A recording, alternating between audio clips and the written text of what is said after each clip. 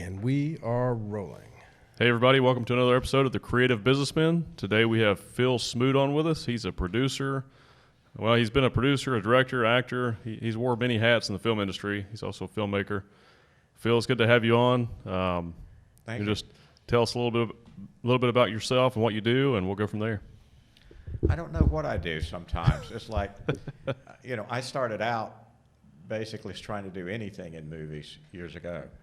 And then gradually I worked my way mainly towards camera. And I was usually a camera operator and that kind of thing. And then on commercials, I was director of photography. And then after I did a couple little movies in the mid-'80s, everybody thought I knew what I was doing. So I got hired to be the line producer and the production manager. And I've been the producer job on a number of shows too. But yeah, it's a little bit all over the place. Yeah, you have a pretty impressive resume. I saw on IMDb some of your credits, and you have many. You have to have a lot of credits if you're going to make a living. They never pay you enough to not have have a lot of credits. Yeah, that's true. You do a lot of horror stuff too, which is cool. I'm a big horror fan. I've worked on a number of horror films, and I guess a lot of what you might call thrillers and that kind of thing. Yeah, that's cool. And you're also a Randolph County native, like us. We're from small town of Asheboro. Yeah. Mm-hmm. Well, like you guys. Yeah. Mm-hmm. Yes, it's interesting. Did you go to Asheboro High School? I went to Asheboro High School. Yes, I did. Me too. Yeah, I went to Southwest Randolph. But. Yeah. They didn't allow books at Southwest. It was cow tipping only. I'm pretty sure we had higher SAT scores the year I was in there. Probably. I didn't take the SAT though. I hated high school. Me too. Yeah, I agree. Me too. I always considered 10th, 11th, 12th grade the three most miserable years of my life. It's like I was glad when it was over. Prison for kids. Yeah. Yeah. It was rough. It's a mixture of prison and daycare. Yeah. Couldn't wait to get home every day. Could not wait to get home. It's like, played outside all the time, but I did not like school. I pulled off some pretty amazing stuff, and I can talk about it now. But I successfully skipped more school than anybody. Now, this may not be true today, but I got told this. I successfully skipped and got away with skipping more school than anybody in the history of Asheboro. So I figured out this system that if I showed up on time and stayed in my class, and then from switching from my first class to my second class, if I went and checked in at the library and signed in when they did the roll call, and I don't remember now the time, I think it was at 10:45, like when they did the turn in for count who's present for the day, I would be signed in at that time in the library. So the library was turning in what students were in the library. And so I was getting counted as credit for the day, as present for the day, and I would leave. And I did this a lot, but there was a period where I did it for 37 days straight. Wow. And this is where I got caught, inevitably, was because I got away with it so long that I got really comfortable, and I just got to a point where I just did it for a continuing period of time. And then, my teacher started asking questions like, why is it we never see Daniel here? And Plus, your mom was one of the teachers too, right? Yeah. So there's Mom was a teacher. Yeah, and my best friend's mom was a teacher, and his dad was my tennis coach. All the teachers' kids are always the worst. Yeah, man. So I was slick though. They could only prove a certain amount of it, but yeah. So that was interesting. But I hated high school. I hated 9th and 10th grade, but I actually enjoyed my junior and senior years. I matured a lot, and then I just started saying, well, maybe this is kind of important. So, I don't think I started enjoying school until about my second year of college, and I realized, okay, I can have fun. Yeah, college was nice. Yeah. College was fun. I think what the difference was the first day in college, they told us, you guys are adults now. If you have to go to the bathroom, you need to leave. Just go. Just go. You're responsible for you. Mm-hmm. We're not here to tell you what to do. And I was like, oh, okay, I like this. That's part of the reason I got in trouble in school. I just get them to leave anyway to go to the bathroom. And be like, what are you doing? I'm like, I'm going to the restroom. You good? I don't know. It was very contentious relationship with most of my teachers. That's funny.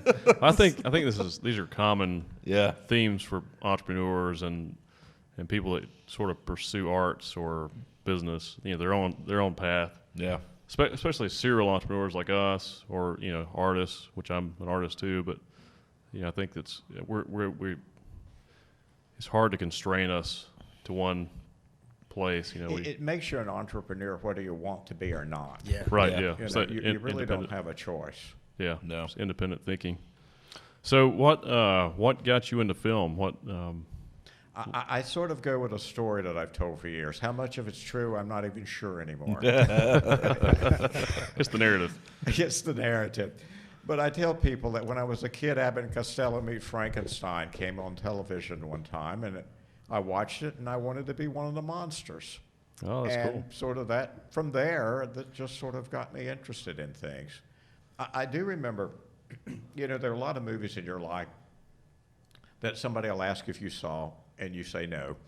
And then they tell you about it, and then you realize, okay, I did see it. I remember something about it. Yeah. But there are other films you remember everything about.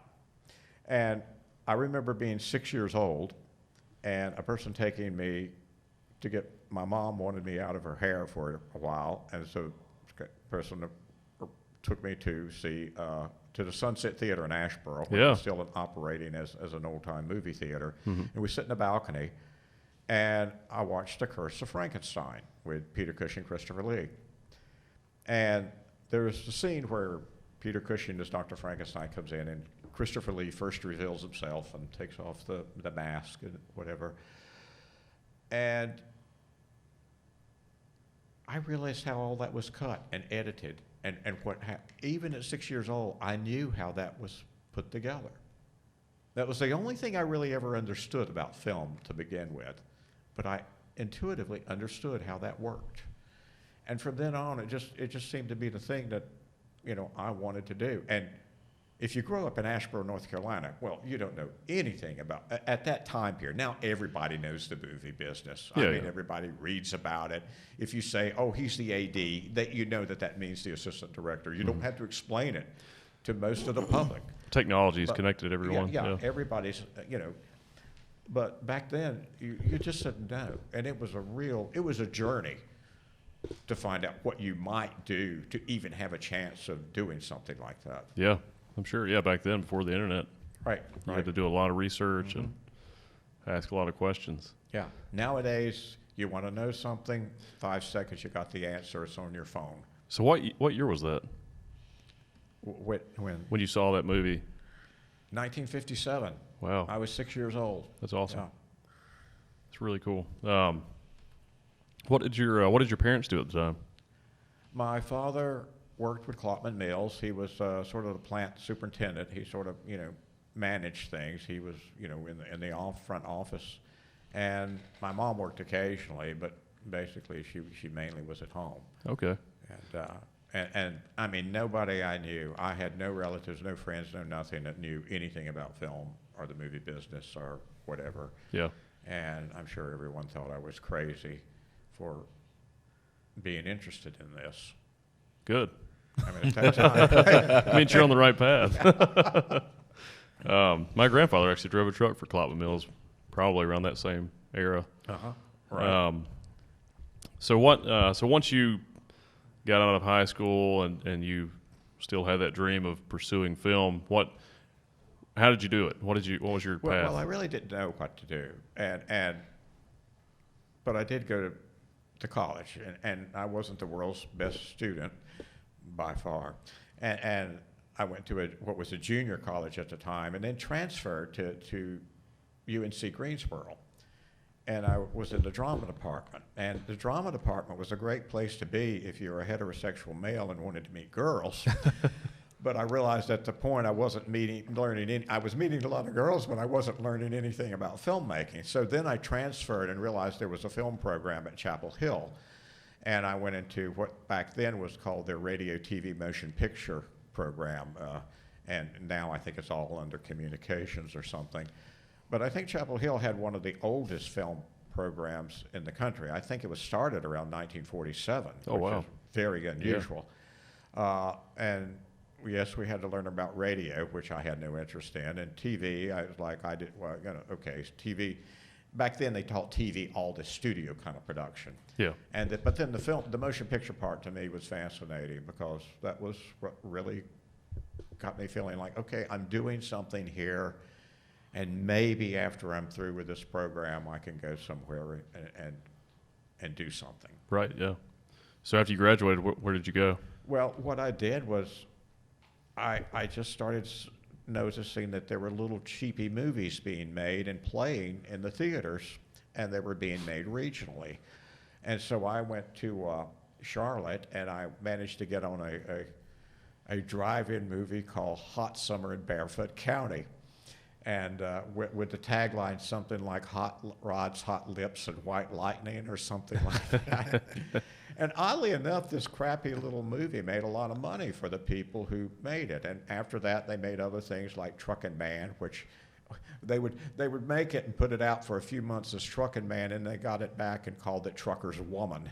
So it would be, and they would re-release these things, and they would make a lot of money. That's the beauty of the pre-internet era. And then there was Earl Owensby and Shelby started making movies around that time, and they were between 1973 and 1988, there were 33 movies that Earl Owensby made in Shelby. And so I worked on a number of those pictures, Challenge and The Brass Ring and Death Driver and Dark Sunday and Tales of the Third Dimension and things like that. And then he started getting more legitimate films, more, people with names. I mean, we did Florida Straits with people like Raul Julia and Fred Ward for HBO.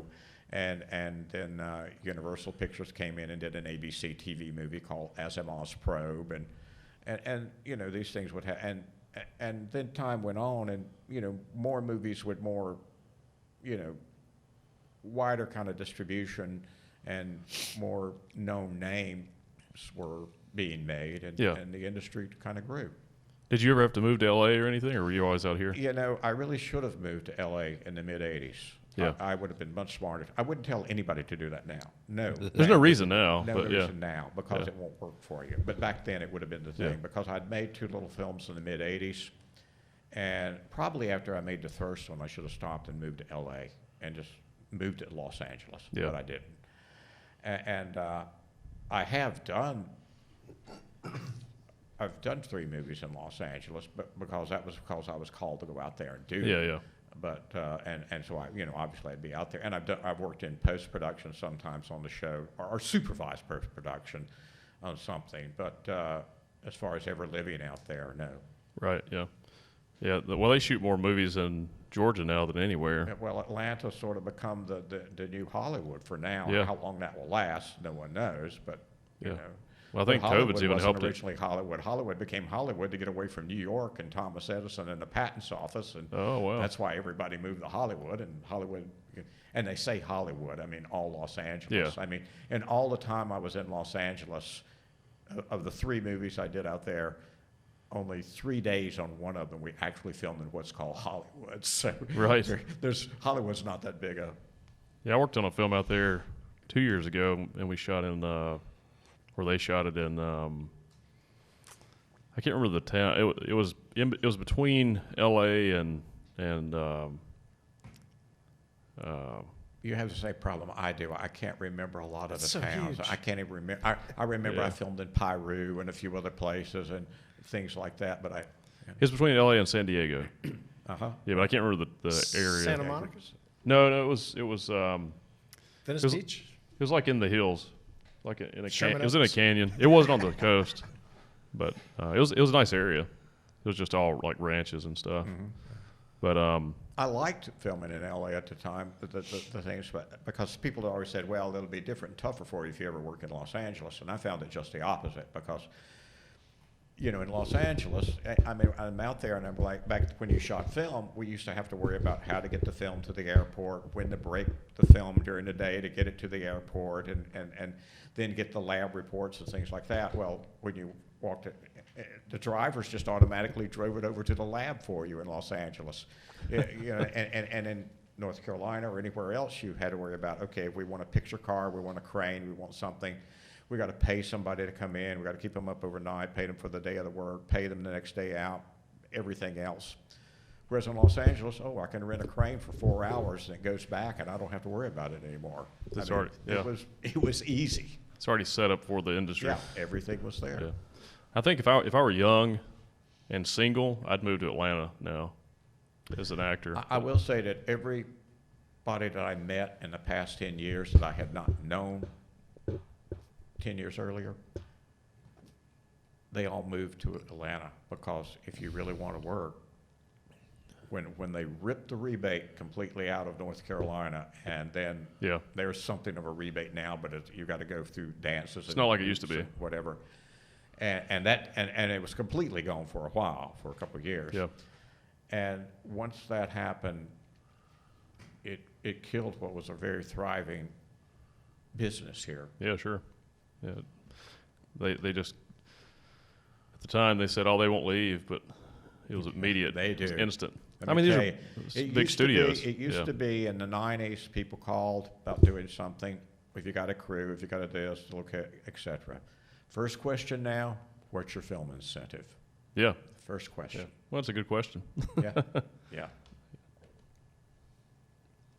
What got you into when you started off, did you start off doing camera work first, or were you like PA, or what'd you get involved The with? first movie I ever worked on, the Barefoot County, when I told you Hot Summer. Yeah, yeah. Yeah. I walked up to them and told them I was going to work on it, and they were going to pay me after it was over. I was arrogant. I said, I'm going to do this. And at the end of the movie, they said, you're right. You did the best job. We're going to pay you. We'll pay you like we paid everybody else. I mean, that's what I did. What was your role in that movie? Pardon? What was your role? Were you? I was like a grip or whatever. Oh, okay. I always tell people, you want to see the world's worst grip? Right here. In fact, that was a job I did on Earl Owensby's first movie, and then pretty much I just gravitated to camera. I did get a production manager credit in the mid '70s, but I didn't know what a production manager was. The producer just called me the production manager, and I, did some of the stuff. It was amazing what, at that time, everybody was kind of reinventing the wheel, not knowing that the wheel had already been well invented in Los Angeles, and Yeah. there was kind of a method to follow. Okay. Interesting. Now you've been in pretty much every aspect of the industry, though, right? Acting, writing. Well, acting, no, not really. I mean, I've been on camera, and, Okay. and in fact, You have some actor credits, though. I actually spoke. Yeah, I've appeared. Yeah. I spoke and got a Screen Actors Guild payment in 1974 on a movie, and then the next time, and then I would be in a cameo something wherever, only because they needed somebody. Oh, okay.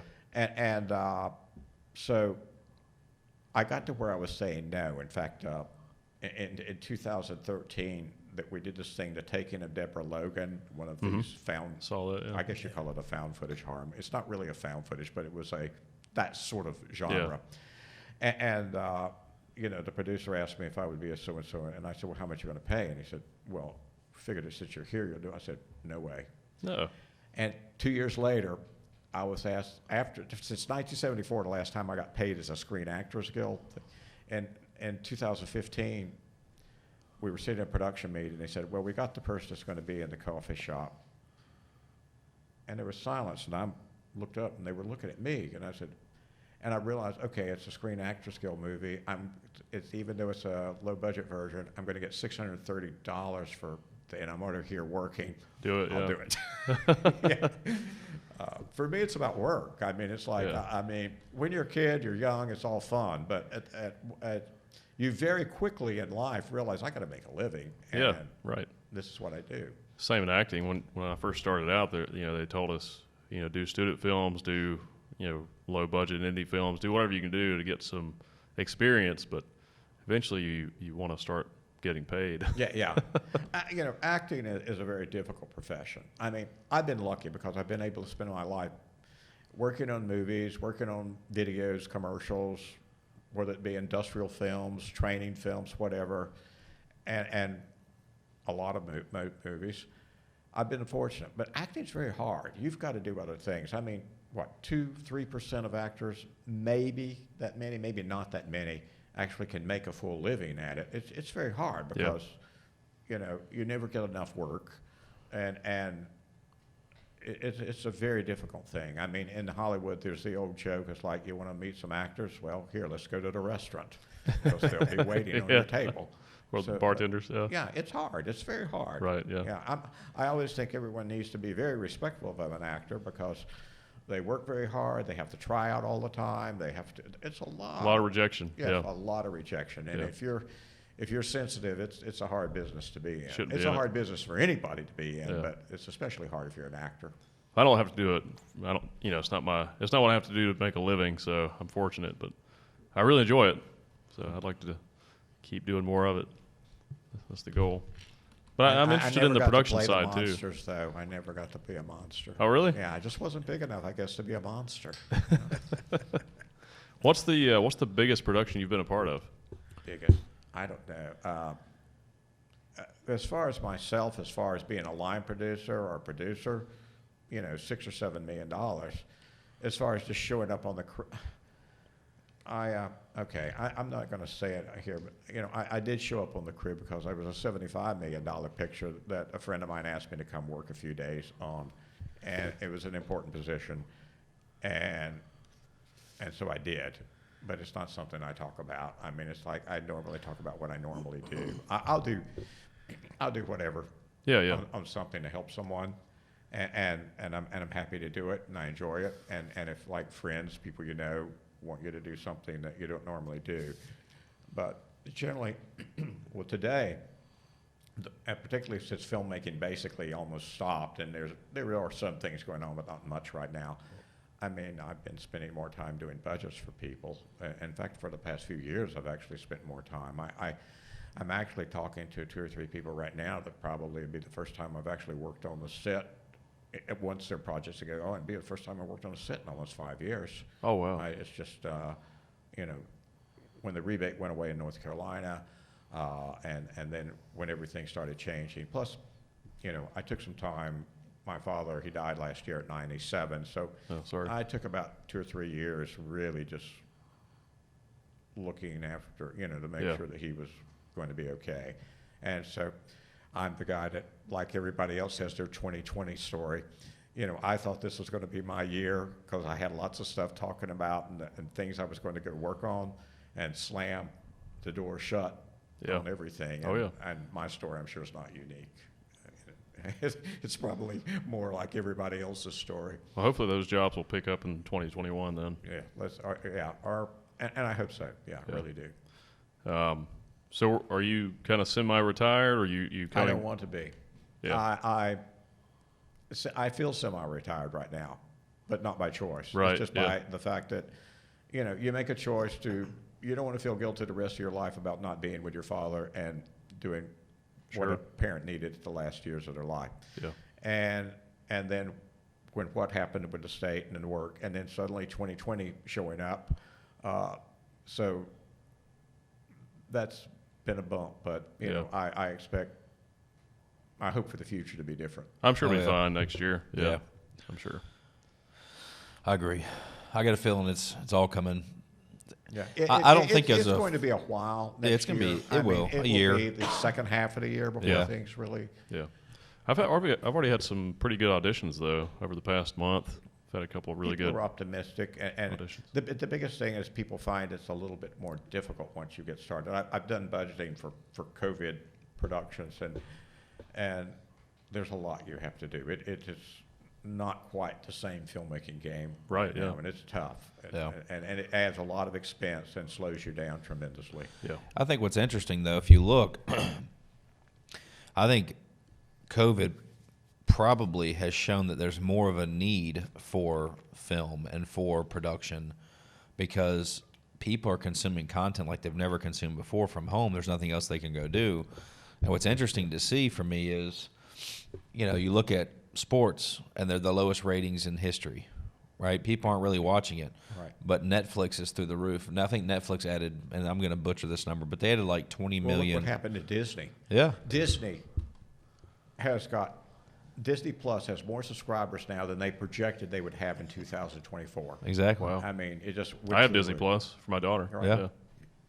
They Yeah, didn't so- think they would have this many subscribers until 2024. Yeah, but you've got all this demand now for information, for visual context, basically for input, and I mean, literally, you've got mega companies that have got all this money and they want to produce. So I mean, at some point, I think there's just going to be tons of projects starting back up. There's got to be. I love the movie theaters, but I feel like COVID may have ended a lot of movie theaters. I know that the ones here, they reopened, but they closed them because they weren't doing any business. Yeah, I don't know how the movie theater. I've always been confused by that, about the movie theater with today's technology. Like, there's a huge buildup to go watch it, and you got to go watch it in the theater or else. I'm like, man, I'll pay double just to watch it at my house. So I enjoy the theater though. I enjoy the The experience. thing about the theaters, you're out with people, you're out with an Yeah. audience, and it is a giant screen. I hate that though. And look, I've got 10 speakers. talk, and they're I've got loud. 10 speakers in my house, but I can't recreate the sound of a giant room. Oh yeah, Yeah. And the thing about a big room makes a difference. yeah. You should come watch it with some of the people I get stuck watching it with, that have their kids. Well, Or they're you know, talking. nothing worse than to have this person in there with their iPhone, Yeah. or any Their phone. their phones are going I mean, off. it's like, look, folks, you came to the damn movie. I didn't. Yeah. I didn't Yeah. pay to watch your because it's even if you can't hear them, that light Exactly. from that phone is distracting.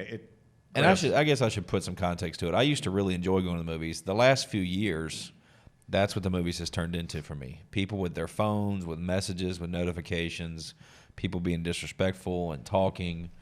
I mean, like it just got to the point where I was like, I don't even want to be in the movie theater because I felt like there was a lot of that. Yeah. Go to the Alamo Draft House. They don't let you get on your phone or anything. I like it. that. Alamo That's Draft House. Alamo Draft House in Raleigh. There is a chain that started in Texas, but they're pretty good. They kind of make Keep you it- act yeah. proper, that kind of thing. Yeah. I hesitate to make any predictions about what's going to happen with the theaters because there's a lot going on, and I'm almost afraid to say. Well, they own the contracts, and I don't know enough about it to speak really closely. But they own the first viewing rights with some of these studios, right? They have the I guess it's the distribution, the right to show. So that's worth something. Well, here's the thing. I mean, if some are going to survive, some are not. Yeah. Yeah. The biggest ones. And there's going to be some new players that come in. I think the biggest mistake theaters made in the past 5 years was all this thing about putting in these luxury seats. Right. Who in the hell cares about that? Actually, I like that. I mean, really, I just don't get it though. It's Yeah. like, and now, when it happened in other words, you The have timing. fewer seats because you put in these luxury seats. You have fewer seats in the theaters. Yeah. And now you can only have certain capacity, so you can't be as separated. I think it's hurt them. Yeah. I think it's financially put a big strain because they spent a lot of money doing that. Oh, yeah. And they closed their theater. They closed a lot of IMAXs Yeah. for months to refurbish. And I'm going like, that IMAX was always doing business. Why did you do that? Yeah. Well, here in not here in Greensboro, but in High Point where I live, we have the Palladium Theater over there, and it's an IMAX. But the regular, The Regal Palladium. yeah, Yeah, I love that theater. yeah, it's awesome. And they put in the nice reclining chairs. I'd go late though. My wife doesn't like going to movies, so I would go like on a Sunday night at a late movie or a late Saturday night, and then just go by myself. And there's no one there, so it was really nice. But yeah, I mean, since COVID happened, I haven't been, and it's been kind of nice just watching movies at the house. And we have a theater at our house too, so it's nothing like a big theater, but it's still a big screen. We have a 110-inch screen, so still a good. You have a front projector. Yeah, Uh-huh. yeah, but I'd like to see your setup sometime. yeah, absolutely, anytime. But it's got 7.1 surround, so it's nice. I enjoy it, but there's still something special about going to the movies, though. And seeing other people. It's just, and hearing what they say when they leave the theater. Yeah. What's neat is the drive-ins have kind of had a little bit of a resurgence. That's true, yeah. At least in That's- all the film festivals have had problems and stuff. But I'm The going one tomorrow thing- to. The one thing that'll Let's- keep the drive-ins from coming back is daylight savings time. If you could end daylight savings time, Yeah, just do that anyway. the drive-in business would be a business. Right. I mean, in the summertime, when it's the time you want to go, but you can't start the darn movie till after 9 o'clock because it's not dark enough. Right. If you could get rid of daylight savings time and know it would be gone, Right. in other words, you know that Congress would not reenact daylight savings time, Yeah. the drive-in movie theaters could make a comeback. Interesting. Yeah, that makes sense. And plus, the drive-ins today probably, if you built one, you wouldn't just build a drive-in, you'd build other entertainment Sure. around it. Yeah, Yeah. absolutely. It's true. They're doing a lot of comedy shows and other types of shows at drive-ins right now too. Oh yeah. Doing concerts, Right. all kinds of stuff. It's interesting. Yeah. That was the first movies I ever saw were at the drive-in in Asheboro, actually. Oh, the North 220? Yeah. Jack Pierce, who ran that drive-in, lived 3 houses from me. Oh, that's cool. And he told me, he said, look, Phil, you don't have to sneak into the drive-in. I'll let you in for free. You're my neighbor. So I always got to go for free. The first movie I remember actually watching with my parents at the drive-in. We used to go a lot. They used to go a lot, every weekend or every other weekend. But usually I wouldn't pay attention to the movie. But the first one I remember watching was E.T. And I was 3. Oh, really? Yeah, and it was more like a horror movie back then. It's not scary at all, but it was scary to a 3-year-old. What a great first movie. But I love that movie though. Yeah, Yeah. it's a great movie. That was a fun drive-in. That was a fun place to go. Yeah, it was nice.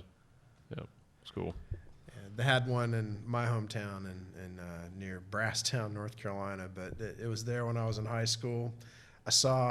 I think I saw the Presidio there a long time ago, and then basically it's a fruit stand now, unfortunately. But it was pretty neat. I think they tore the one down in Asheboro. They tore the one in Asheboro down in like around 90, didn't they? Somewhere around there. Yeah. Yeah. Yeah, I wasn't very old. It was always sad to see those things go. Yeah. The thing is, originally drive-ins were, almost meeting places, where communities went to. Right. You could go in and pay one price for a carload of people.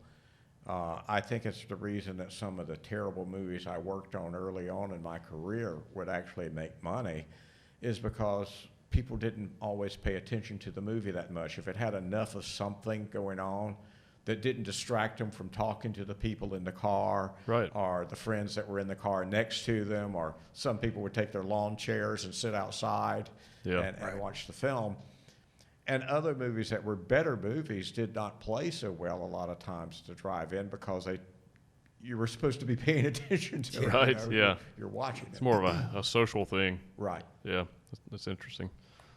I think with today's technology, though, I mean, even with daylight savings time, if they just put some kind of an awning or something around the screen with the projector technology now, they could probably still do it. That's possibly so, because you've got different types of projection technology that can. They're so bright now. Yeah. Yeah, so. That's true. It is one of the problems, like even at some of these film festivals that have these sort of shake and bake drive-in experiences and stuff, they're still having problems with ambient light, from parking lots and stuff like that.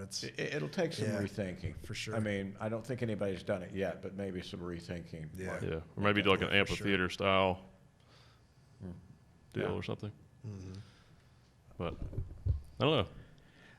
Interesting. How'd you navigate from camera crew and stuff more into the levels of like producing and stuff like that? Was it just like, hey, we need a producer on this, we're doing this, and you'll work, come in and get it, or was it just connections? I think in a way that's sort of what happened. It's like I did 2 little movies in the 80s that I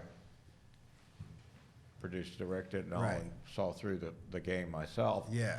And not a lot of people had done that at the time, and so what happened was people started calling me like, hey, you're interested in, would you be the production manager, and then would you be the line producer, and then would you produce this for me? Right. And that's sort of what happened. Because you knew all the steps. In fact, I had a turning point, really. In 1991, I was supposed to shoot a movie. I was supposed to be the director of photography. And it was a film that was going to be done in West Virginia. And at the same time, the producer that was going to make Children of the Corn 2 and Hellraiser 3 came to me. And they said he's looking for a location and looking for some place to shoot it. Well, I convinced him to be here. And when that happened and they was going to make me the production manager, I had to turn down the job of shooting the picture I was going to shoot as the director of photography. And that sort of took me, as far as movies go, that finally took me away from camera and fully into the production management and line producer side. Nice. Of doing things.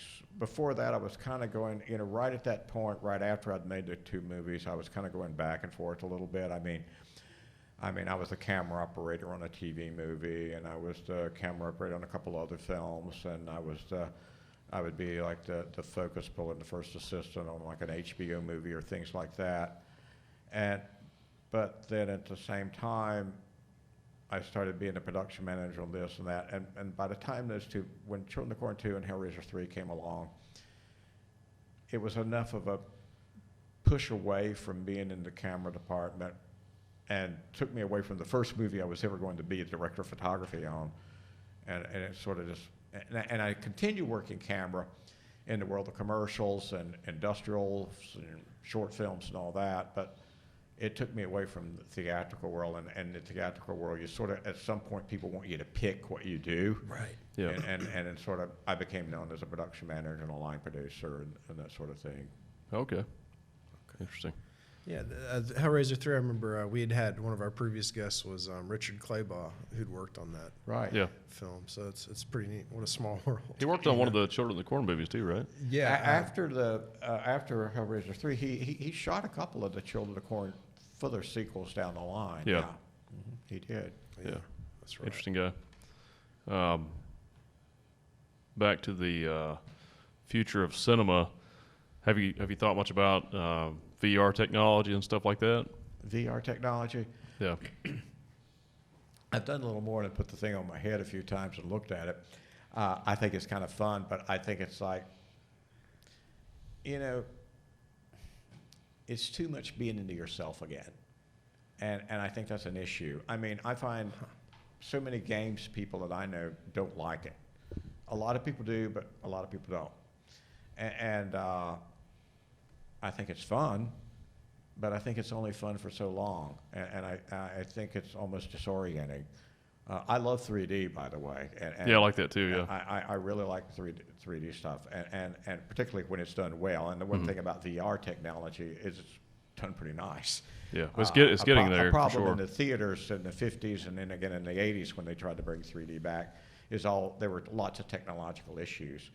And the problem when they tried it in the theaters, again, starting about 10 years ago, is they didn't really make use of it. I mean, it was depth, but nothing moved out into the room. And I think that really is what took people's interest away from it, because if you're going to see 3D, damn it, you wanted something to look like it's coming out into the audience. Yeah. I mean, I went to, about a year ago, I went to Disney again for the first time in almost a decade, and I saw how they had improved their 3D now, because it used to be they had to work with film, and now they've digitally, they changed It's a Bug's, but It's a Bug's Life. It's called It's Tough to Be a Bug, I think, is their thing where they're through that. And it is in your face now. I mean, it's just amazing. Yeah. The 3D is in your face. And there's another place where I think it used to be the 3D thing about Honey, I Shrunk the Audience is now showing the Mickey Mouse thing and some such.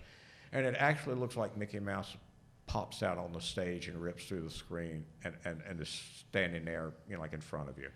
And I said, this is why you have 3D. Yeah. And that's what makes it work. And unfortunately, nobody's taken advantage of that in the general release of the 3D movie. It's like, Right. the depth is nice, but hey, you got to move something out. Have you seen the new Oculus Rift? No, Or the Oculus Quest, rather. It's I've got the one that came out last year or 2 years ago. It's an all-in-one Right. VR headset. So there's no cables or anything. It's just freestanding, and it uses a Snapdragon processor. It's pretty fast. The new one that just came out is even faster than the one I've got, and I think I think the new one goes. I think it's just over 2K. Maybe it's 4K, but it's really good, really high res. But there's a theater app that you can use, and you can actually go to the theater in VR with other people. And so when you go in there, there's other avatars, people's avatars in there with you. So it's like you're in the theater with real people.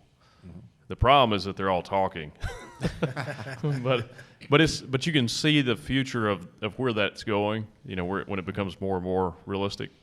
And, they're working on, I'm a big technology guy, they're working on a lot of 4D technologies now where you get the sense of smell and feel and like the haptic feedbacks and stuff like that. So you no longer have to scratch the little disc. Right. Yeah. So eventually, like the VR headset will produce certain smells for you and kind of submerge you even more into that world. But they were trying to. It's still, I know what you're thinking. I know where you're going with that. Those things are still fun for the moment. I think 3D in itself could be fun a lot if it were made easy. And when they put it on televisions, they screwed up everything. I mean, they have competing systems, and the thing is, they really should have waited till 4K TVs were available before they ever started 3D for televisions and made it to simple polarized glasses. Yeah. You could use polarized glasses with one of the old HD methods, but your resolution went so poorly that people looked like, hey, I don't want to look at this. The problem I have with the 3D TVs is, when you're in an Imax theater, the screen is bigger than your field of view almost. Right.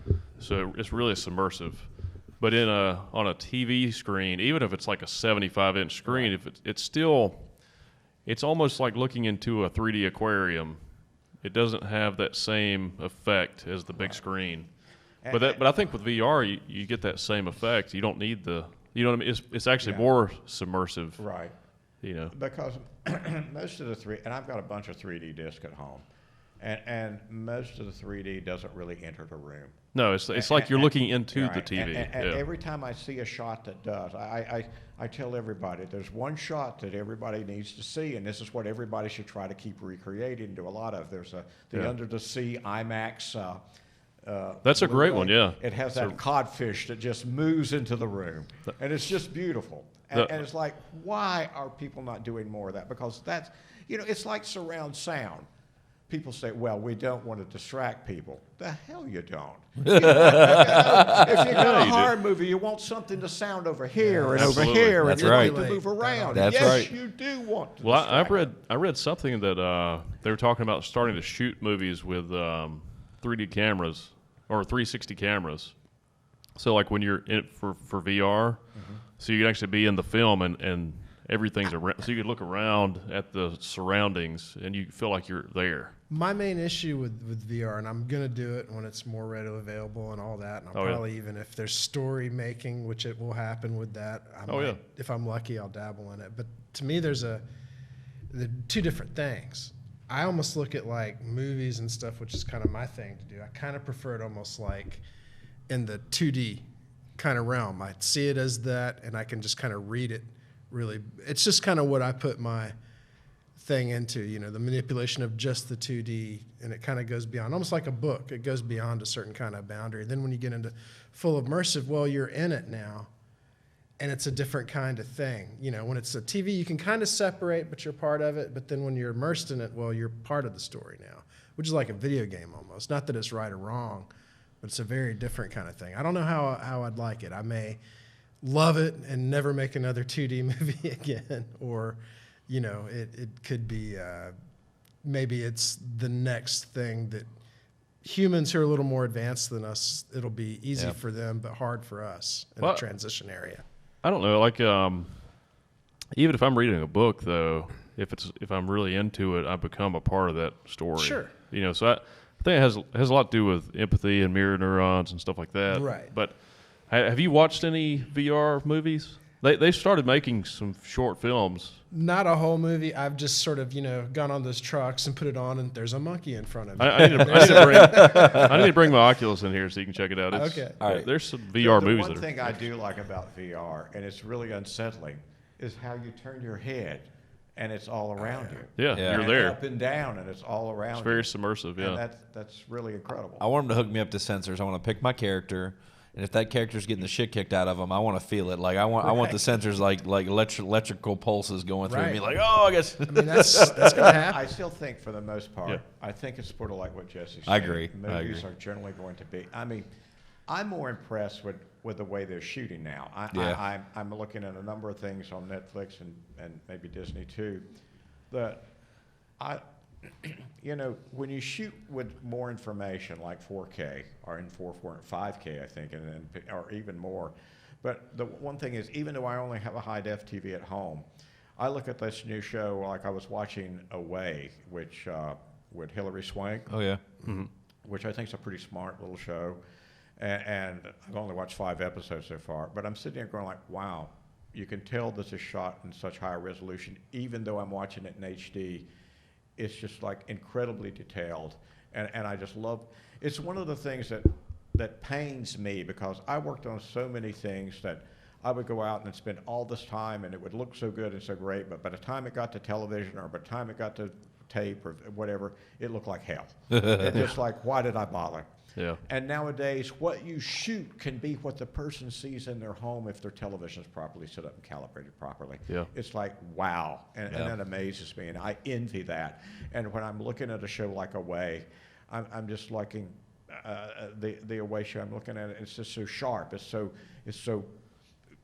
I'm just so into it, simply because it's so well lit, it's so well produced, and it has the modern tech. I mean, a lot of people say, Phil, you everything you used to work on went right to a theater. Don't you miss film? I'm going like, hell no, I don't miss film. I mean, it was always a pain in the ass. It was we're going to run out of film. We're going to reload. We're going to do this. We're going to carry it. We're going to ship it. We're going to deal with all this stuff. No, I don't miss it. For a while, I thought, they were shooting a lot of stuff that looked on the early video looked like hell. It looked like video. But everything is right now. I mean, it's really quality's right awesome. now. Yeah. It's great. It looks beautiful. I just got a red, and it's an old red compared to today's standards, but it's an Epic Dragon X. But it's just like, I just shot some stuff over the weekend. It looks beautiful right off the camera. Right. It's just amazing.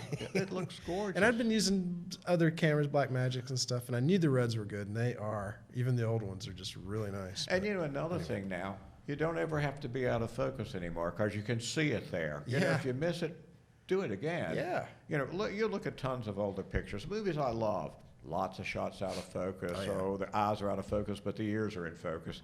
I mean, it was very hard. It was The whole movie is really out of focus. And so, no, I love the new tech. Yeah, I watch some older films sometimes, and it's really difficult to. Takes you a few minutes to really get into it, because it looks so terrible compared to today's technology. I mean, a lot of things look. Some of it I like it though, because it's got this old school. Yeah, some nostalgic. Well, the thing is, in so many of the old films from the 30s and 40s, they spent so much time lighting these things properly. They're just beautiful. They're gorgeous works of art. I mean, I go back to them and watch them again and again and again. Even if the movie's not particularly good, it's visually such a treat, because.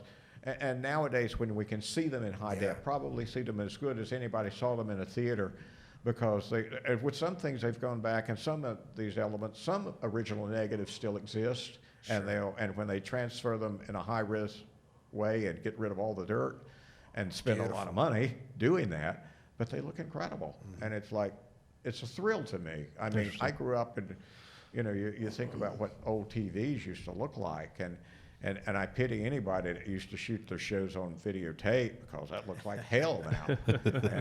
And the thing about film was, if the original elements exist, they can make them look good. Some movies are still shot on film, like Nolan, Christopher Nolan. Like he'll shoot in Imax and stuff like that in 35. And I think Spielberg jumped off the cliff and went digital, but he was carrying on the film thing, 35. I wouldn't mind. I used to shoot a lot of 16. I wouldn't mind shooting 35 or something bigger one day, but the expense is just outrageous. I mean, the thing is, any format can be kind of fun if it's done right and preserved right. Oh, yeah. The problem used to be in the past is the way the final audience used to see it was not good, because anything you did for television, by the time it got to TV, looked like hell. Yeah. And a lot of people, got rid of the original camera negatives for a lot of things, and they're gone, and that's sad. And now, the great thing is it's whatever you shoot can look just as good in a home. What resolution did they shoot on film? Do you know what the resolution was at full res? There's always kind of arguing about what the real resolution is on the motion picture film. And the film, are you talking about 16 or 35? Like 35 or millimeter? 35 or 70 millimeter. Yeah. And I would say that, okay, the two old movies I did in the 80s would have been out by now on Blu-ray, but COVID held everything up, so they'll come out next year. And they were going to do like the 2K scans and everything. And I went to the company, and I went to their office in New York, and I said, look, I know I'm not going to make any money off these. They're old movies. I know how, the Blu-ray market's not really a money maker. I want them preserved. Please scan them at 4K. I like them archived in 4K. And so they agreed to do that. Oh, nice. And they're not being, cleaned up and released in 4K. They'll be cleaned up and everything in 2K, because it's very expensive now to do it the other way. But at least I'm getting them archived that way, and that in itself makes a difference. And they're only 16. Those movies were shot in 16. Oh, okay. And I think, but in general, I think if you scan a movie with a good scan, there are 4K scans, and there are 4K scans, and there are 4K scans. Right. It's just like when people say, oh, it's in HD. I'm watching YouTube in HD. It's like, it's a pretty highly compressed HD. It's like, there's about 1,000 different flavors of HD. Yeah. So, I don't, it's the buzzwords that kind of impress people rather than, well, wait a minute, let's take a real look at what 4K is kind of meaningless sometimes when you just say it as an arbitrary word. Right. 4K transfer of a really crappy element means you got a really crappy element in 4K. Oh, yeah. Yeah. I remember in the movie theater when they used to actually play the film off of film. When they had the reels. You talking about when they used to splice in special shots for people? You remember that? Cigarette burns? Cigarette burns and subliminal shots. Oh. You're talking Well, I never believed in the subliminal thing. The idea that they advertise subliminally, because technically that's pretty impossible. Right. Because you're going to see that you're going to You're gonna miss it. splice, and then and then 28 frames later, which is a little over a second later, you're going to hear the splice, because there was a 28 frames in old movies. When you showed them, in order to keep the movie steady, the movie was here and the soundtrack was advanced. So if you did make a splice there to cut in a subliminal thing, it's going to do a little of that, and Throw your whole and then a sound second off. later you'll hear the pop when it goes over the sound head. Yeah. So I never really believed that was really happening. Right. You could say a subliminal cut originally when the movie was made. Right. To wonder if you saw something or not. Like Hitchcock did the thing in, what's the movie he did in the 40s with, I think Gregory Peck was the mental patient, and there's a place with a gun, and they color like I haven't 3 seen frames or something. Right. Yeah. And you wonder if you actually saw it that way. Yeah. But used for a reason. you could do something like that. That's actually where I got the very first part of it. I did a biography. I can't remember, in, I don't know, 8th grade or something. I did Hitchcock. But that was where I first did it. And then as I got older, I looked at some of the things that they did, that were graphic. This is like where people did dumb stuff, but They did some weird stuff in some cartoon films, like animated films too. Well, like they that. got away with a lot of stuff in animated. Yeah. cartoon. Yeah. Nobody Yeah, really- yeah. well, Sure. it's even. I was telling a friend of mine the other day about the Road to El Dorado, which was only that's not that long. no, yeah. 90s, late 90s, early 2000s, early 2000s maybe. Yeah, Mid? late 90s, early 2000s, Yeah. something. Yeah. There's a few moments in there that, hey, kiddies. Yeah. Interesting. Yeah. I've got one of the original Little Mermaid Oh yeah. the VHS Disney right. edition, The whatever. towers. Yeah, and the towers. This is where somebody would put something into the videotape. Yeah, It's on the cover. Yes. It's on it's the on the cover. cover. art. The artist made of one one of of the the- towers a what's the A device. yeah For feeling good. yeah I'll have to It's a You sh- phallic it's point. a fellatio. Is it a fellatio? No, fellatio is the act of A phallic symbol. Phallic. phallic symbol. Phallic It's a symbol, phallic symbol, yeah. It's a dick on top of a tower. Yeah, there we go. But I've got one of those. It's actually the original one that They tried to recall them all, but it didn't if you happen. have, they have some value to them. Yeah. Hit And there Walmart was hard. another Disney one that somebody in post put in Yeah, it's a framer of something. Right. is it the Rescuers maybe? I know there's a couple of frames where you can see like some. It's like it's a pornography magazine or something. Like you can see a few images. Right. It's like I think they're on a conveyor belt or something, and then these Playboy or Hustler magazines are right beside them, and it's kind of like the centerfolds or something. Oh yeah. But Get it's away it's with it. just Well, so it's fast. amazing what they got away with in some of the movies before 1933, which were around 1933 and before. Oh yeah. And you look at them now and you're going like, wow, they you didn't see any movies after that, have Oh, some really? of those elements in them. But yeah, Interesting. I won't mention them here, but You can mention them. We have an adult audience, so We are not not kid friendly. no. Not intentionally anyway. But I have a prediction about film, though. I believe that this decade with technology is going to be exponential. I think by the end of this decade, it may even seem it may even be overwhelming, the technology that we experience this decade. And I think by next decade, we'll start having computer brain interfaces. And when that happens, I believe that your whole movie experience will be completely different. I think it will all be in your mind. I'm still waiting for my holodeck like in Star Trek: Yeah. The Next Generation. I think it'll be. I think next decade.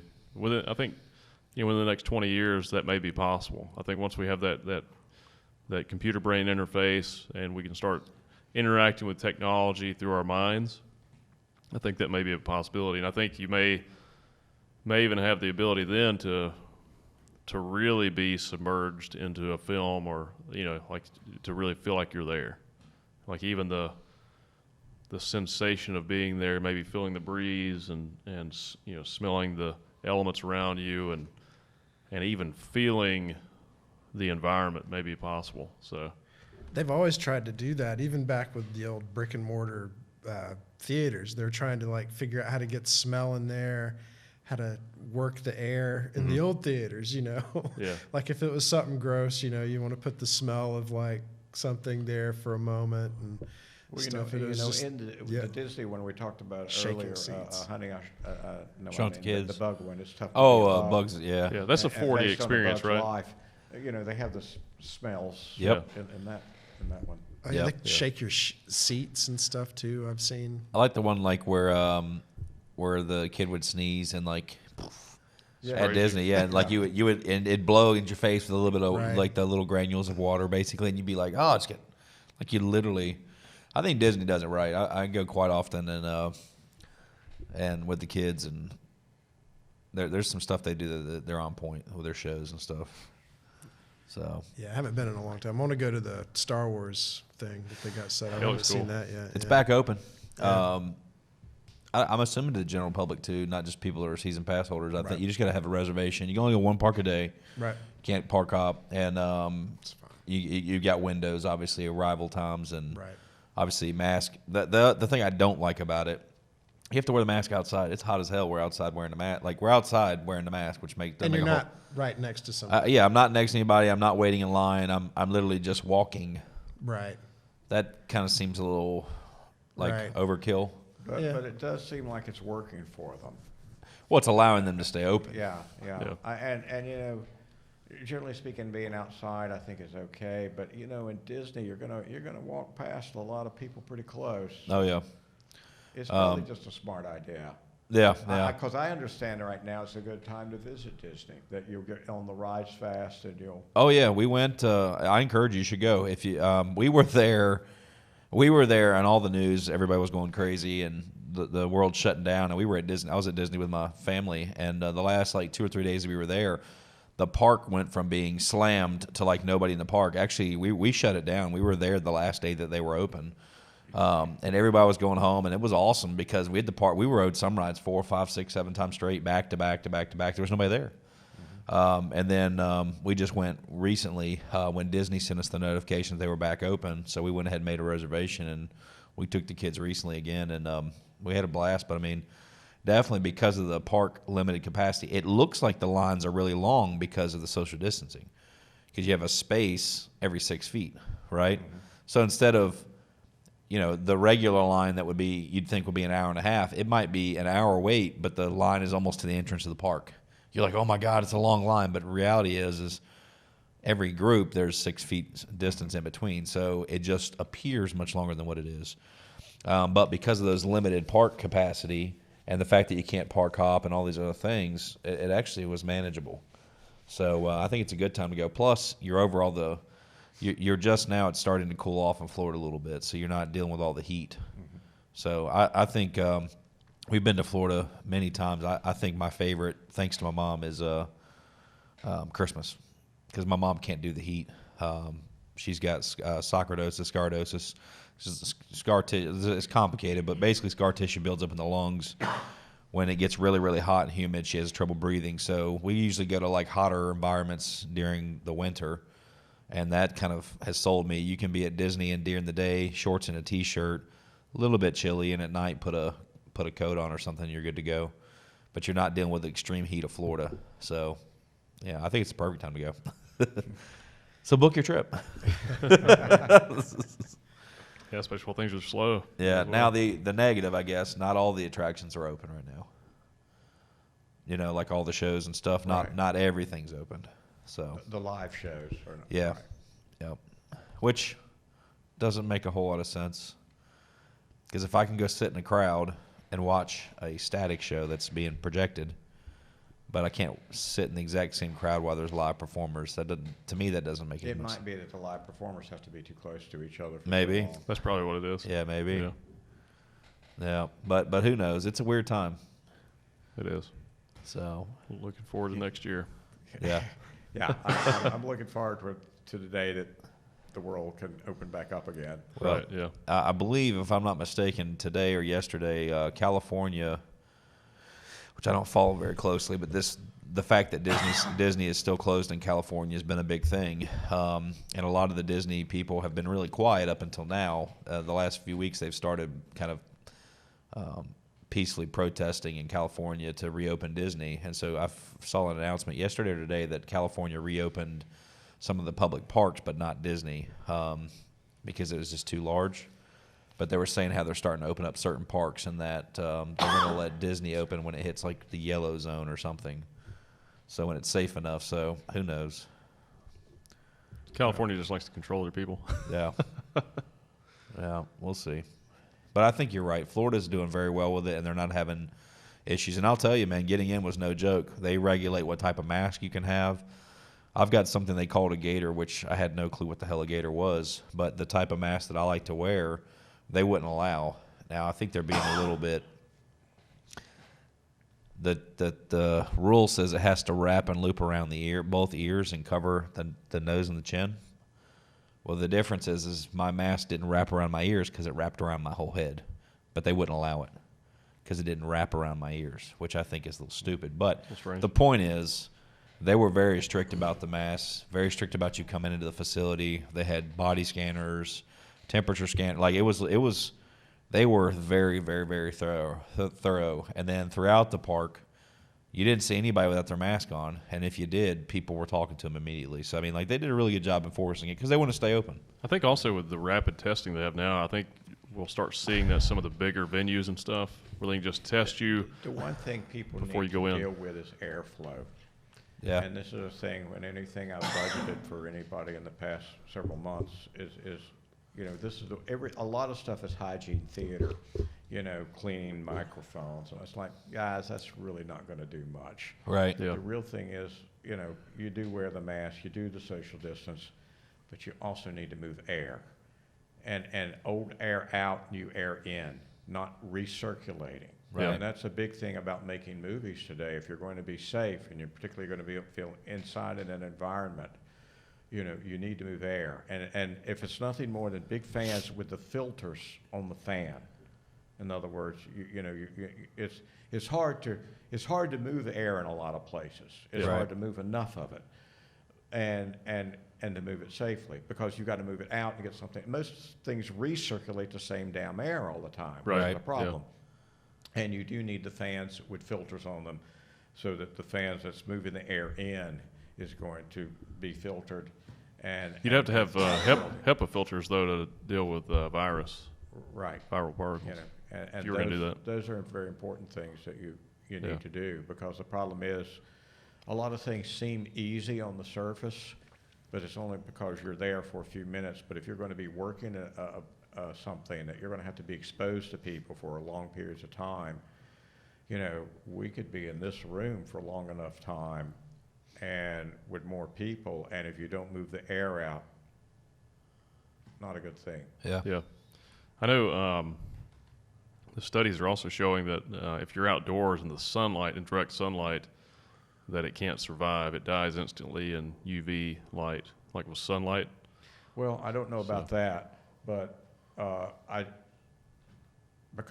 is a thing about how much heat this virus needs to die, and I don't know all the rules for that. Well, it's the actual UV radiation that kills it on contact. So if you're in a bright, the sunny problem is area. that hasn't been true in South America, because in South America, when they had the disease, in other words, it hasn't really worked. I'm not referring to the heat. Yeah. They don't think that they think the heat has kind of slowed it down a little bit, but as far as just direct sunlight, the light itself kills it. But yeah, not the temperature. Yeah. Like the temperature's not. I think the biggest thing is you have to do about everything. Yeah. Any weak link in your chain means you're going to have a problem. Yeah. Oh, yeah. There's no one thing that works, and it's a combination of things. It's a combination of things. It's like an automobile. Yeah. It's not just tires. It's not just an engine. It's a whole bunch of things, that makes it run well.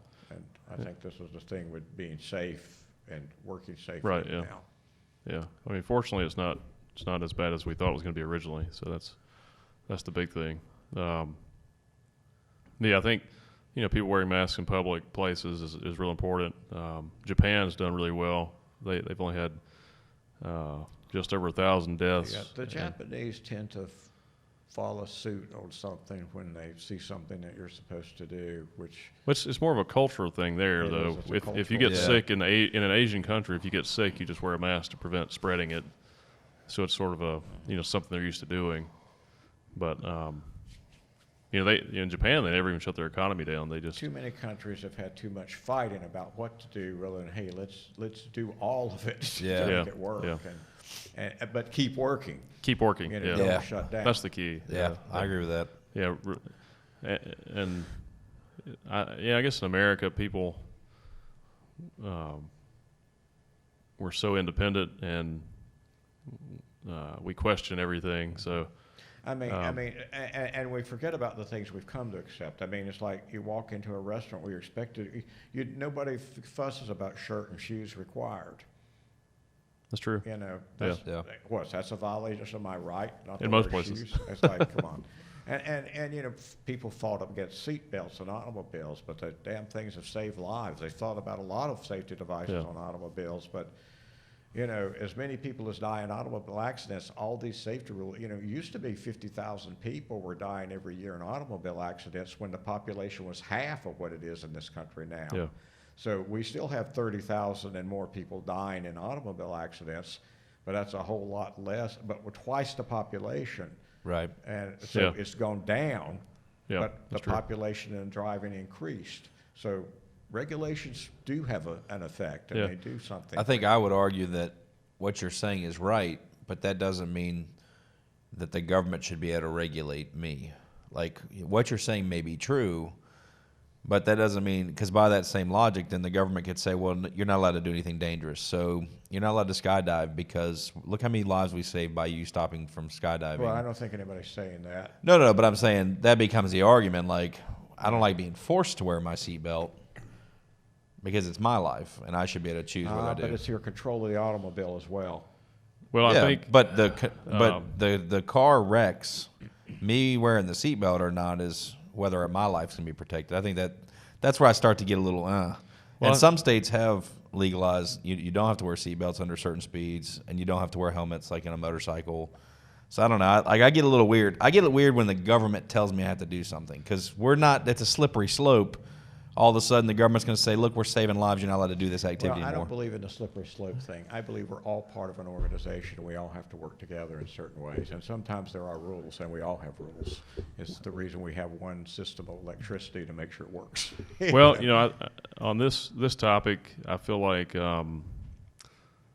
your rights begin where mine end. So, I feel like as free individuals in a free society, you should be able to do whatever you want to do as long as it's not affecting someone else's rights. I think that's basically. So when you go into the slippery slope thing, when the government or another human being starts to tell me I can't do something that's not affecting someone else's rights, I have a problem with that. Right.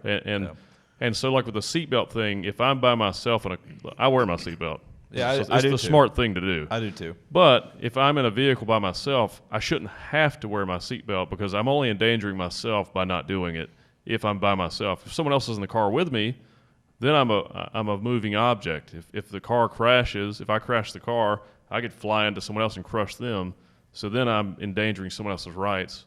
The way I look at the mask issue is just like with smoking or something else like that, is if I could potentially get you sick, then I understand the reason I would wear a mask in a certain area or a certain environment to protect the people around me that may not tolerate the virus as good as I can. I'm not too worried about it. I'm healthy and young. If I get it, I'm sure I can beat it. But someone that's older than me, my parents or a person that's older than I am or someone that has underlying health conditions, if I got them sick, that's problematic. So that's where I'm okay wearing a mask because, that's because I don't want to infringe on their rights, to be safe. Or if someone's smoking around you, in a public place, well, I feel like they're kind of infringing on your rights if you're trying to breathe fresh air and they're smoking right next to you. I agree. That's, unless you're in a private business that allows it, then, then that's, you have to decide if you want to go in that business or not. But, I feel like it's real important in a society, in a free society, that you should be able to do whatever you want to do as long as you're not infringing on other people's rights. Yeah. And I feel like people, when they get too much power, they abuse it, and that's individuals or government officials, and I think that's where the danger is, and especially. Like California is a great example. Like they're, closing public parks and stuff like that, and it makes no sense. There's no science behind the stuff they're doing, and that when it becomes government officials just saying you can do this and you can't do that and you can't do that because we say so, we're not going to back it up with real science. I have a problem. It's kind of like the censorship problem right now with social media. I feel like that's going to have to be regulated because freedom of speech is so important because it's a big part of your freedom, and it's also a big part of society and having conversations. And listen, if someone wants to say some crazy nonsense, I want them to say it, and I want it to be out there so we can all see who that person is and know, like, okay, well, this person's crazy, and I want to be able to say why they're crazy or why they're wrong or why I disagree with that position of that statement. And everyone else should be able to see it too, instead of just them being censored. You know what I mean? And I feel like that's very important to have these individual freedoms, and also it's very important to respect other people's freedoms as well. So, so if you want to drive in your car by yourself with no seatbelt on, you should be able to. If you want to ride your motorcycle without a helmet on It's a really bad idea, But you can do it. but you should In be able to do certain it. Yeah. I guess where I draw the line is like you're justifying the seatbelt laws, but based on saving lives. If we use that same methodology, then we should ban smoking cigarettes because we would save 600,000 people a year that are dying from lung cancer and cancers related to smoking deaths, right? I don't like smoking. I don't smoke, but I don't think I should tell other people that they can't smoke unless they're in close proximity to me. I prefer not to be around it, but you want to kill yourself, have at it. Like that's your business, right? My grandmother's been smoking. She finally just quit recently. She's been smoking for 60 years. It's not my place to tell her she can't smoke because it's going to kill her. Yeah, I grew up with smokers, and Yeah. it affected me my whole life, unfortunately. No, I agree. Yeah. I think it's a terrible thing. Yeah. But I don't think that I should be able to tell somebody else they Because can't it do it. affected my health. Oh, yeah. In other words, I mean, obviously. I don't my think you should sinuses, smoke. Lots of other things. Now, The true solution to that is education, though. Yeah, I And agree. it's working. Technology. I'd like to believe that, but it's just like somebody said, we used to believe that the reason a lot of people were not well informed was because they didn't have access to information. Well, the internet has sort of proved that that's not the problem. Well, in other words, we have access to a lot of not very good information. that's part That's of true. it. Yeah. Yeah, We we're don't really adjusting. want to think a problem through logically. Right. Yeah. We're adjusting to the information for sure, but I'd say I don't know if we're adjusting yet, but Well, there's we're a going book. at some point, we're going to have certain things that are established as these are smart things to do. Yeah. And we're always going to have this argument about is something infringing on me, because that's always going to be a little something we're going to have to deal with. Yeah. That won't go away. but things are getting way better. I like and to if- think that. If you should read the book by Steven Pinker called Enlightenment Now. He's a famous psychologist. It's a really good book, and he shows the statistics of how humanity has changed in the entire history of humanity. We're continually the good old getting days, better. They were terrible, and things are getting better. Yes. I mean, this is a thing. People have a myth that, well, people look back, well, in my day when so-and-so's things were better. No, they weren't. They were You're not looking at really things bad. right. Yeah. Exactly. Right. Just 20 years ago, they were way worse than they are today. Right. People were way worse than they are today. And, I mean, attitudes have changed. Attitudes have improved. They really have. Yeah. Even when you look around and see how negative things seems to be, life's never been great. There's always been problems. I agree. Well, humans were pretty Always. savage. If you go Oh, yeah. back 100 years, people were pretty brutal. Yeah. They were not very nice. Exactly. Even the nice people were Yeah, not we that even nice. have a concept of what our country was always like, and it's like, whoa, wait a minute. Yeah. Now, when you start to look back, I mean, certain things I never even knew about. Nowadays it's become popular this year to talk about the Tulsa, Oklahoma incident of 1920, 100 years ago or whatever. I never knew about that. Nobody ever. I didn't know about it till this year. What was it? Basically, the first air attack on America was by Americans on a black community in Oklahoma. I never heard of this. It's Yeah, like, they and it burned down the whole city and killed hundreds of people. killed hundreds. Yeah. Actually, And yeah, this okay, was I have heard never of this. taught. Yeah. This is not American history. No, we're taught the Alamo. And, Happened here too, and Wilmington. and things Yeah. like that, but nothing else. Yeah. Yeah. When you really start to look at history, or any country, it's not just our country. It's all human, all humans. all yeah, human, all humanity. All humanity, right? Yeah. Yeah. We're trying to become better. Yeah. I think that's what humanity's trying to do, and I like to think we are making progress. And we are for sure. Yeah, absolutely. That's why I always recommend that book. It's such a. Yeah. What's the book again? It's called Enlightenment Now, and it's by Steven Pinker. He's a brilliant psychologist. Yeah. But it's a really good book, and it just shows how much humanity has improved over the decades, and it goes into all the statistics and the data. But even what you were talking about the smoking, I'm not sure. I don't know the exact number, but smoking has decreased dramatically over the past 50 years. Mm-hmm. Oh, in this country, tremendously. Yeah. In this country specifically, yeah. I used to never be able to go into a bar because my clothes would smell like cigarettes. Right. And you bring them home and your house starts to smell like Oh, the yeah. Well, cigarette. when I was a kid, you could go to the mall, Yeah. and people would be smoking indoors. And And if you asked somebody not to smoke around you, they'd blow it in your face. Yeah. Yeah. They thought that was funny. Yeah. Yeah. Oh, very happy that we don't have to deal with that no more. Yeah. Yes. Again, that's that line I draw, though. But if they want to go get in the car by themselves and their kids aren't in the car and they want to smoke, Yeah, yeah. I'm perfectly fine. Go for it. I don't want to ride in the car later because it'll smell like Exactly, yeah. I got in many arguments. My younger brother, one of my younger brothers, was an avid smoker, and we got in many arguments because I had fresh out of the shower and I'm ready to go, and I'd get in the car and he'd light a cigarette up. I'm like, what do you know? So I'm like, man, first of all, it's the air I'm breathing. I'm trapped in the car with you. You know, I just got a shower. Like, you know, it's highly inconsiderate. Right. There were many arguments, times where I'd get out of the car and just, you didn't have Ubers back then, but I'd figure out another way to get there. So in 2019, only 16% of Americans were smokers. Wow. And I think it was close to 50% like 50 years ago. Oh, yeah. Wow. Everybody smoked. It was a lot, yeah. It was just common. When I was young, I remember when I went to Italy, a lot of people on the plane were smoking Yeah. and all that kind of stuff. It's a different world now, kind of. Yeah. What's funny is I go on the airplanes. I travel quite a bit. I still see ashtray. I still see the built-in ashtrays on the Yeah. airplanes. Yeah. Really? Yeah. You know how old that plane is. Yeah. They're old planes. Probably Yeah, from the you're 80s. like, I don't think I need to be in this plane. This Yeah. Like, wait a second. What are they grounding all the good planes? They're bringing out the old ones? What's going on? Maybe one of your rules, like if I see an ashtray, I'm getting off. Yeah. That's what we need to check.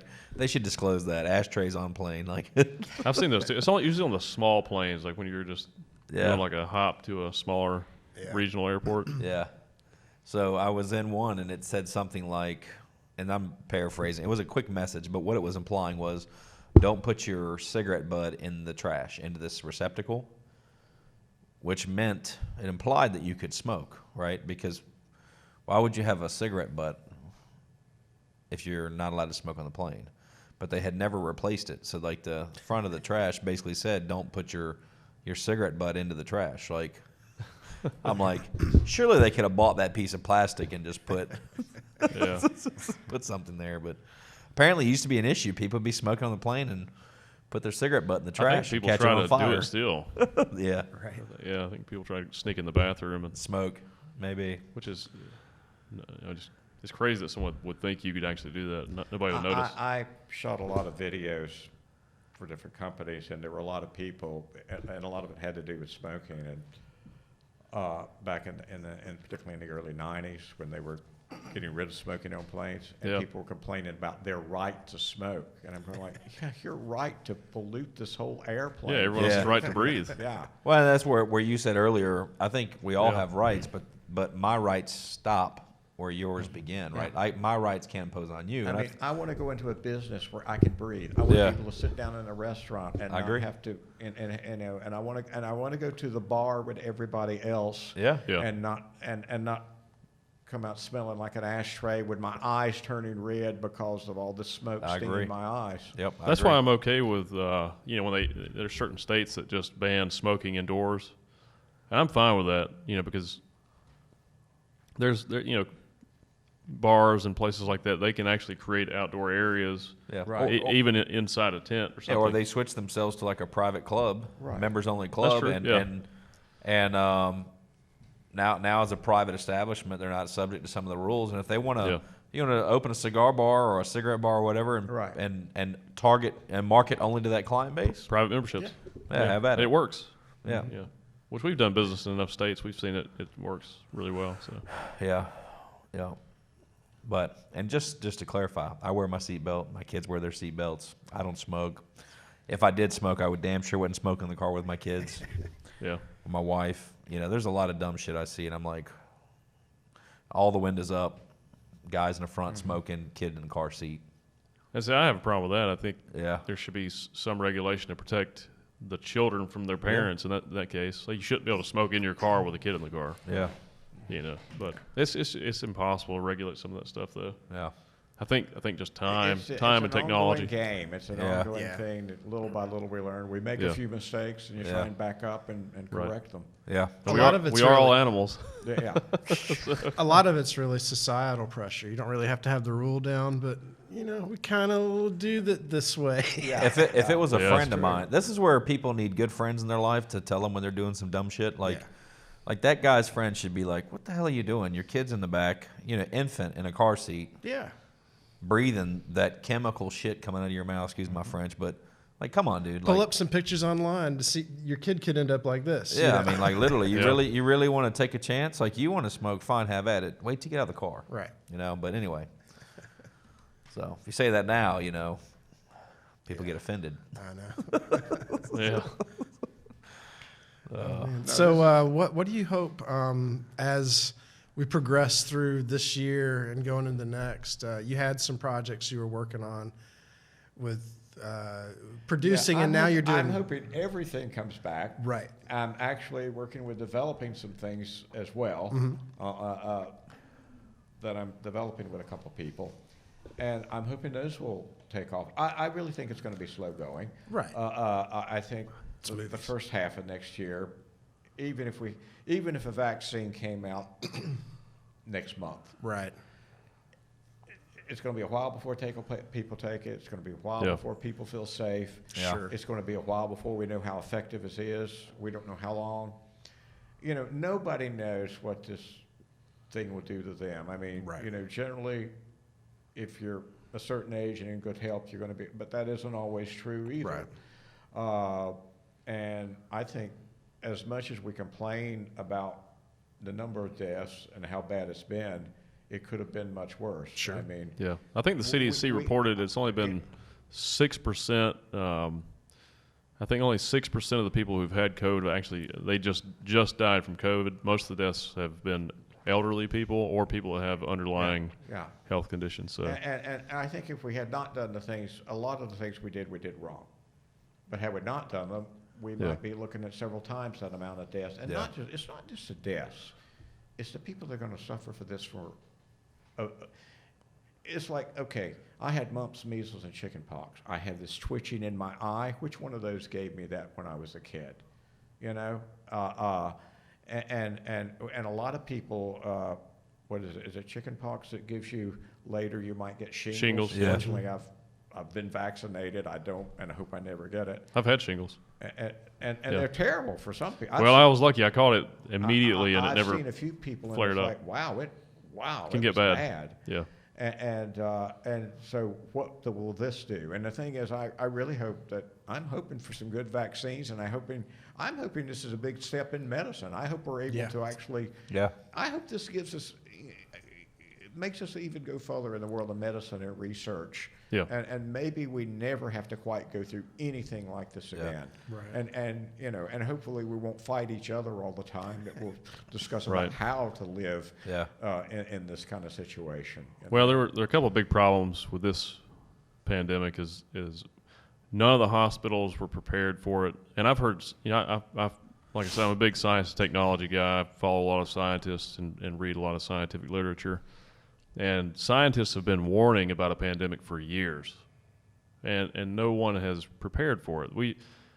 All of the hospitals should have had plenty of PPE just in case, Right. just face masks and stuff, and even citizens should have been warned, you know, make sure you have some extra face masks Right. on hand.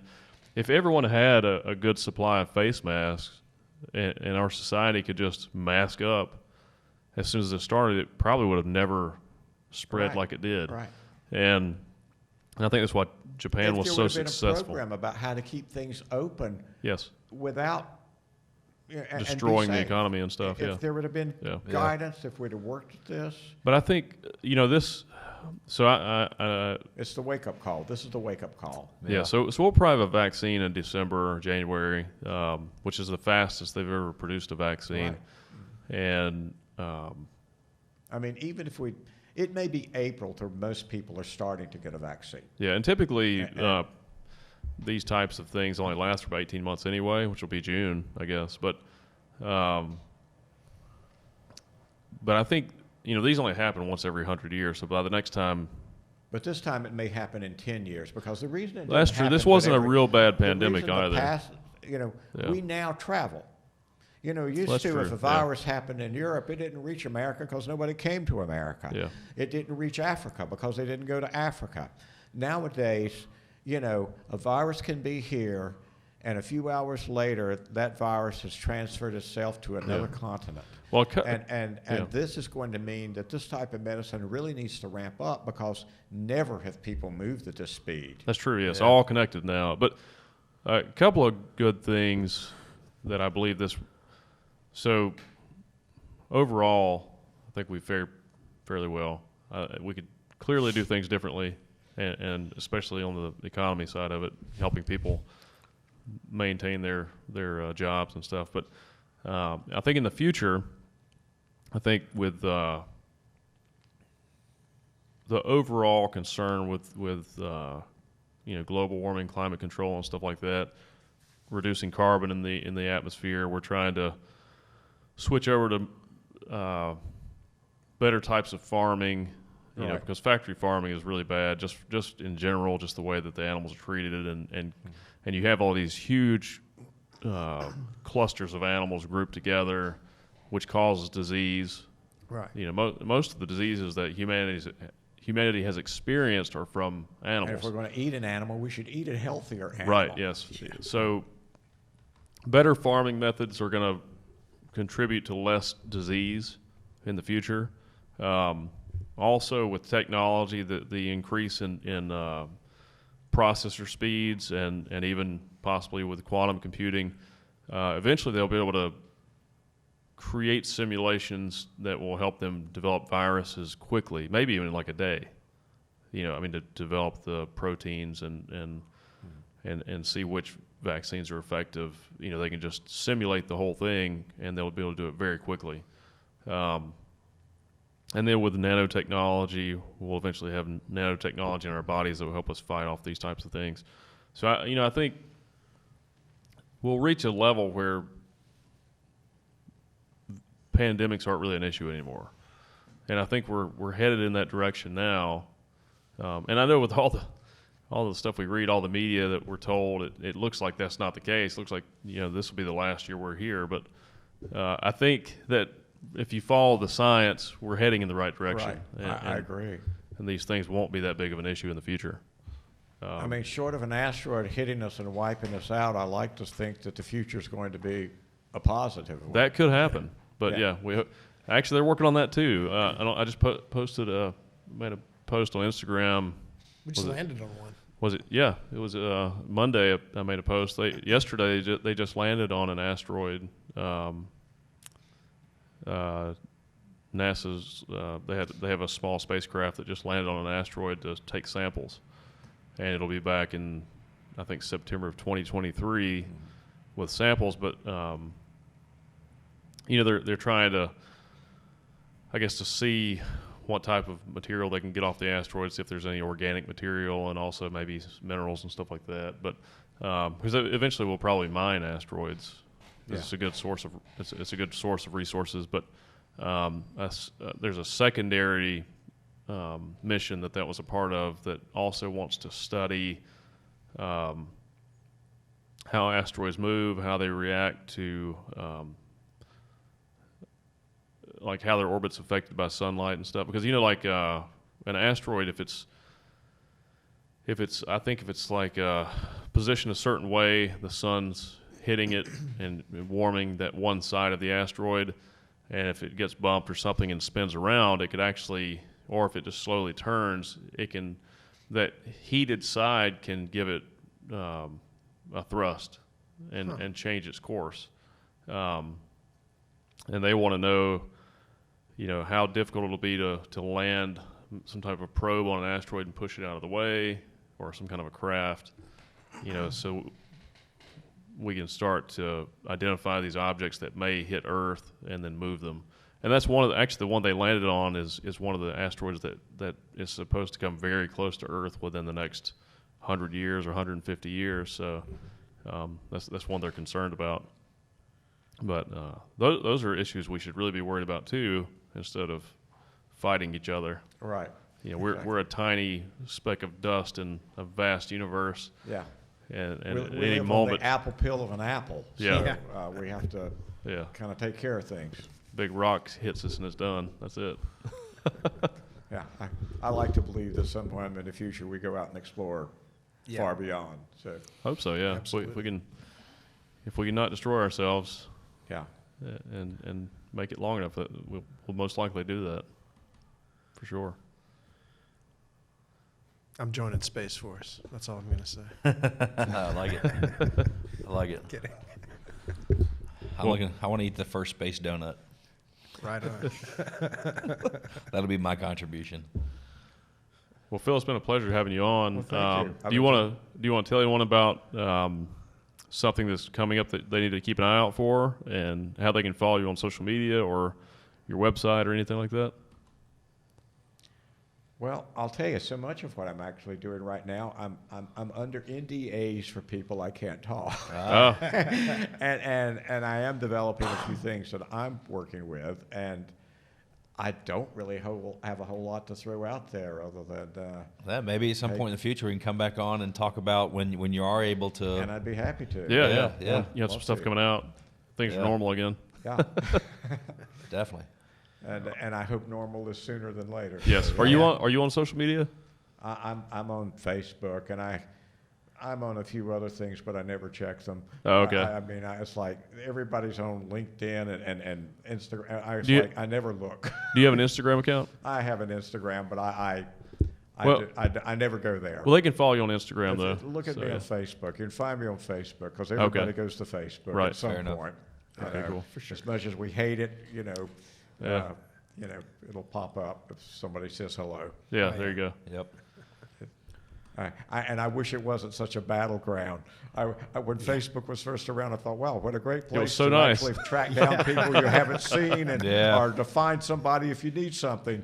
And then one day it's a war zone. Yeah. Yeah. And, I try and stay away from the A war. bunch of echo chambers. Yeah. Yeah. I try. I avoid Facebook mostly now. I pretty much stick to Instagram because it's less personal and My The Facebook problem is with only Instagram my is just too children. damn hard for me to follow. I haven't Yeah. figured it out, and I said I don't want to now. And eventually, I figured something. And plus, it's just an offshoot of Facebook, isn't it? It It's is. owned by Yeah. Facebook. yeah, but it's less. It seems less aggressive and less personal. Like it's just mostly I don't know. promotional stuff. Like it's better. Like for me, it's better. It's a better promoting platform because it's not. You can't. You're limited on how much text you can put on posts, and it's mostly picture-based stuff, Uh-huh. image-based stuff. So it's. I don't know. Facebook is so involved to me. Yeah. Anybody that thinks they're going to solve any problems in the world on Facebook is in a problem. That's true. Yes. I mean, look. My thing about Facebook is it's a place to find somebody. Hey, how are you? I need to get in touch with you. It's great for friends and family. For sure. Yeah, Yeah. exactly. Which is what I use it for mostly. Business too.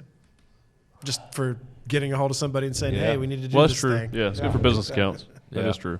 Yep. Well, Phil, it's been a pleasure having you on. Thank you. Thank you very And much. if you guys enjoyed the episode, be sure to like and subscribe. We'll see you next week. There, guys. Bye.